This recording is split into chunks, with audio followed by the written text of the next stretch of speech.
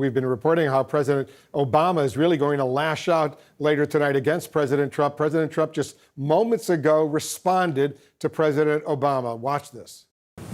Excerpts from Obama's speech that he'll give later at the Democratic convention show that he says that he hoped that you would take being president more seriously once you had the job and discover reverence for democracy. And then he said, I quote, "but he never did." What is your reaction to that? When I listen to that and then I see the horror that he's left us, the stupidity of the transactions that he made. Look what we're doing. We have our great border wall. We have security. We have the UAE deal, which has been universally praised by people that aren't exactly fans of Donald Trump for various reasons. I don't know. It can't be my personality, but they're not fans, right? And when I look at what we have, and I look at how bad he was, how ineffective a president he was so ineffective, so terrible. The reason I'm here is because of President Obama and Joe Biden. Because if they did a good job, I wouldn't be here. And probably if they did a good job, I wouldn't have even run. I would have been very happy. I enjoyed my previous life very much. But they did such a bad job that I stand before you as president. Thank you all very much. Thank you. President Obama will be going after President Trump during the Democratic National Convention in his speech tonight in a way we have not seen before. Speaking from Philadelphia, the words coming from a former president about the sitting president are truly remarkable. I want to read a bit of what we're going to hear. So this is what President Obama will say, again, from Philadelphia, the home of the American Revolution. I have sat in the Oval Office with both of the men who are running for president. I never expected that my successor would embrace my vision or continue my policies. I did hope, for the sake of our country, that Donald Trump might show some interest in taking the job seriously, that he might come to feel the weight of the office and discover some reverence for the democracy that had been placed in his care. But he never did. He's shown no interest in putting in the work, no interest in finding common ground. No interest in using the awesome power of his office to help anyone but himself and his friends. No interest in treating the presidency as anything but one more reality show that he can use to get the attention he craves. Donald Trump hasn't grown into the job because he can't. And the consequences of that failure are severe.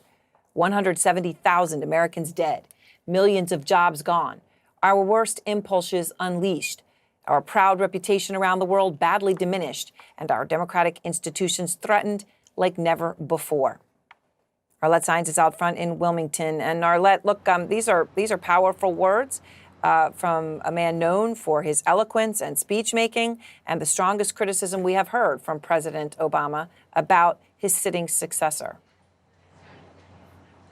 Well, Aaron, President Obama was very careful in those first few years when he was out of office to criticize President Trump. But tonight he is going to hammer away at his successor, offering what looks like one of his sharpest rebukes yet of the president. This comes 16 years after Obama first spoke at a Democratic National Convention. And it also comes as his own legacy is on the line, as he is hoping that his former partner, his former Vice President Joe Biden, will be elected in November. And Obama is also expected to speak firsthand about what he witnessed with Joe Biden in those 8 years they spent together in the White House, giving personal testimony to his character and leadership.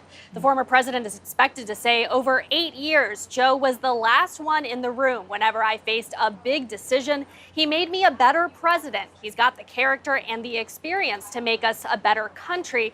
Obama will add, tonight, I am asking you to believe in Joe and Kamala's ability to lead this country out of dark times and build it back better. Now, President Obama will deliver his speech from the Museum of the American Revolution in Philadelphia, about 30 miles from here, the Chase Center.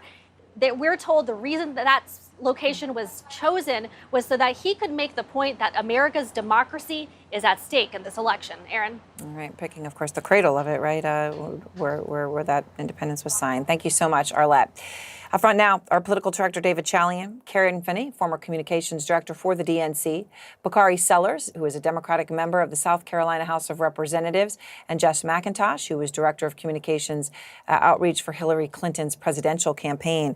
So, David, look, it's a brutal takedown by Obama, right? This is a person we know is a beautiful writer and a beautiful deliverer of speeches, but he has been extremely careful to not speak like this.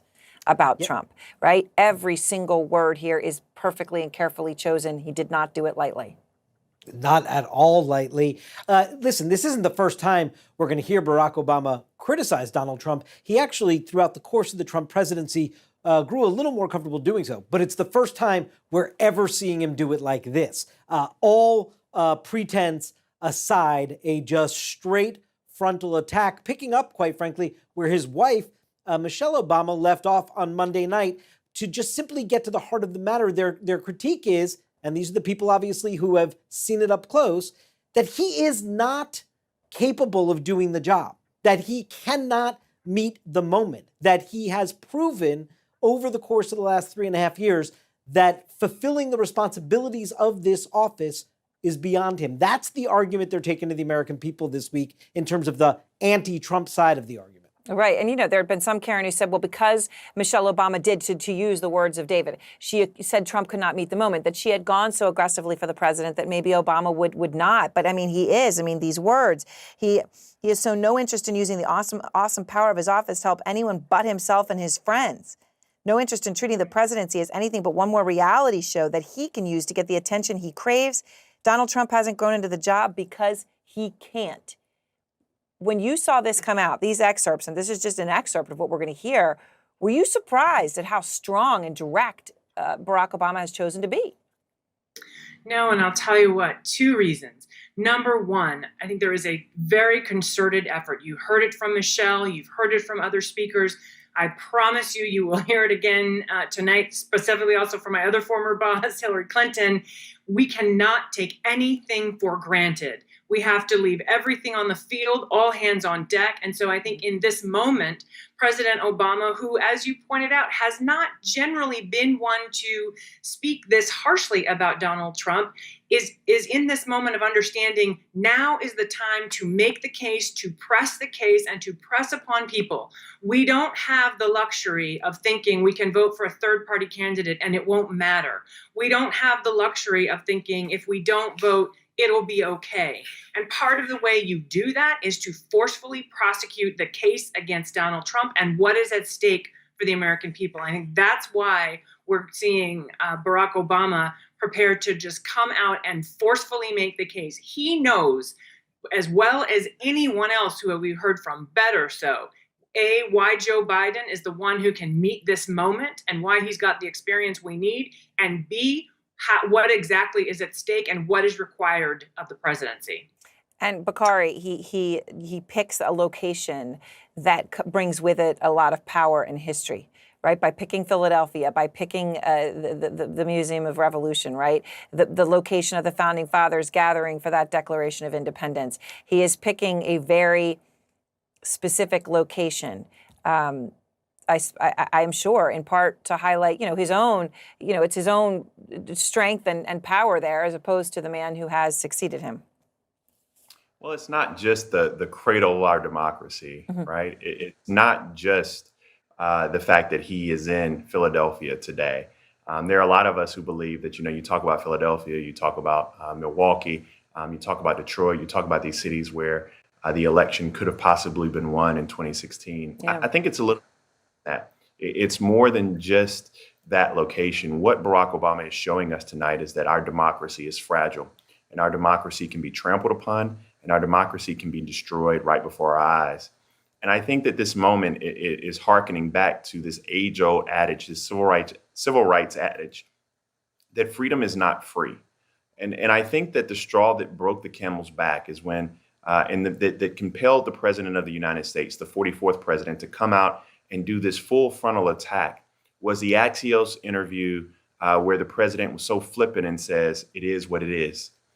But it wasn't just that, but in the totality of it all, we just lost a legend like John Lewis, right? We lost C.T. Vivian, we lost Joseph Lowery, all within a 100-day period. People who actually fought and bled and died for justice, freedom, peace, truth, democracy, and giving those words meaning. And so I think the president right now feels compelled with his platform to do more than he had done, and to stand up and say, tonight, enough is enough. Let me put all my cards on the table.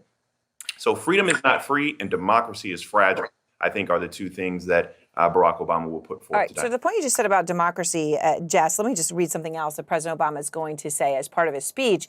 He will say, and I quote, "Democracy was never meant to be transactional. You give me your vote, I make everything better. So I'm also asking you to believe in your own ability, to embrace your own responsibility as citizens, to make sure that the basic tenets of our democracy endure, because that's what's at stake right now, our democracy."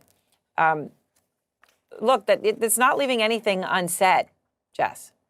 It's certainly not, and it's following Michelle Obama's remarks perfectly, as she said that she gave us our marching orders, how to vote, when to vote, how to track our ballots. These were the things that we need to do to ensure democracy. So she sort of spoke to our hearts.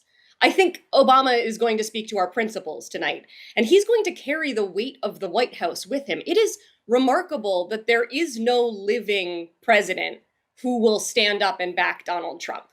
We are going to hear from the men who have sat in that office and taken on that responsibility.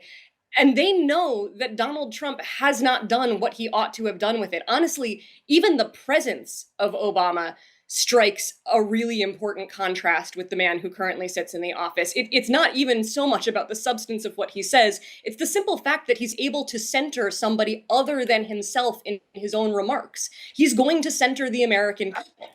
There were, two major things that happened this year to get him in. One, it's an election year. And two, like he says in those remarks, we're sitting in the middle of a pandemic and an uprising, and we need leadership.